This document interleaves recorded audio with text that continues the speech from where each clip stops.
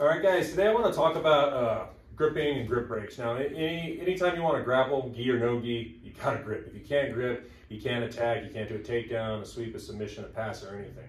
Now, obviously what I'm going to show today is more gi dominant, but it's the top gi break I use for judo and jiu-jitsu. All right, judo's always changing their rules. As far as I know, this one is still legal, so I'm going to show it, but in jiu-jitsu it's completely legal.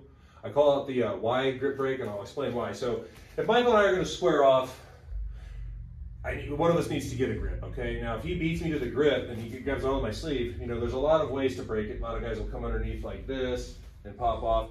That works, right? What I like to do is, like I said, I call it the Y break. Since no one in any gi sport will ever grip inside because it's illegal, because it'll break your fingers, guys will always grab like this. So what you do is you come underneath, and I call it the Y because your finger, it's kind of like a Y. I come under here and I pop it off, right? And what you do is once you break a grip, come in and attack. Don't just break the grip and disengage unless you just don't want to grapple someone. But if you're wearing a gi in a judo or jiu-jitsu match, obviously you want to grapple. This works if he gets my collar too. If we're fighting for grips and he gets in on my collar, I don't want him having that. He has a controlling grip.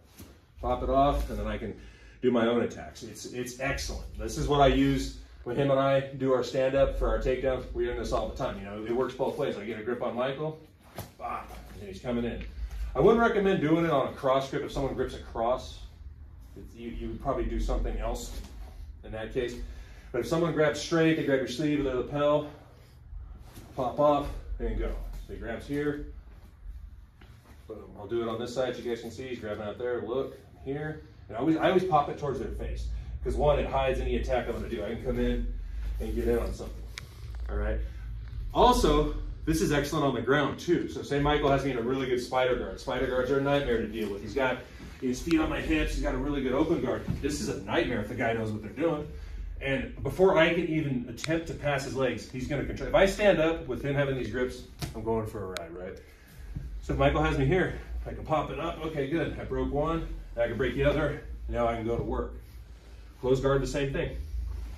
You know, he gets a grip, you know, on my sleeve or my collar or whatever. Immediately, once you counter the grip, you need to stand up and do something, obviously. He grabs my sleeve from the closed guard, right? And then at this point, I'm going to initiate, you know, standing up and opening. But the Y grip break, I use it standing up, almost as much on the ground.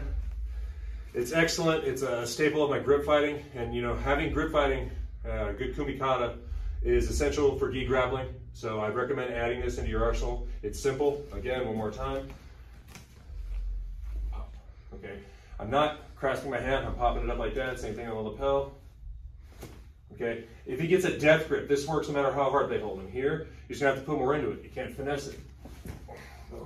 Okay, so add the Y grip break to your gi gripping game. It'll change everything.